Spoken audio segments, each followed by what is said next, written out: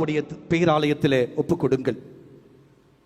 ஏதேனும் ஒரே ஒரு துன்பம், உங்கள் வாழ்க்கையை வாட்டி வதைக்கிற ஒரு துன்பம், உங்கள் குடும்பத்தினுடைய அமைதியை கெடுக்கிற ஒரு துன்பம், உங்கள் எதிர்காலத்திற்கு எதிராக இருக்கிற ஒரு துன்பம், உங்கள் உடலை வருத்தி கொண்டிருக்கிற ஒரு துன்பம், உங்கள் மனதை கலக்கமடை செய்கிற அந்த ஒரு துன்பம், அன்னை மரியாளிடத்திலே ஒப்புக் கொடுங்கள்.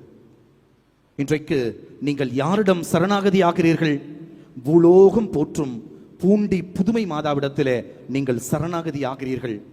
இதே இடத்திற்கு மீண்டும் ஒரு முறை வருகிற பொழுது சாட்சி சொல்வேன் என்கிற உணர்வோடு ஜெபியுங்கள்.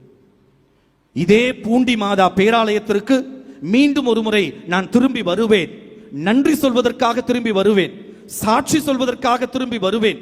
இன்னும் பல்லாயிரக்கணக்கான மக்களுக்கு பூண்டி புதுமை மாதா எனக்கு செய்திருக்கிற அற்புதத்திற்கு சாட்சியாக நிற்பதற்காக நான் இங்கே வருவேன் என்கிற அந்த ஒரு நம்பிக்கையோடு, மன உறுதியோடு ஏதேனும் ஒரே ஒரு துன்பத்தை மாதாவிடத்திலே ஒப்புக் கொடுங்கள். இன்றைக்கு மாதா காணிக்கை நேரத்திலே அதை தன்னுடைய மகனிடத்திலே அவள் ஒப்புக் கொடுத்து பரிந்து பேசுவாள். நீங்களும் ஒப்புக் கொடுத்து ஜெபியுங்கள்.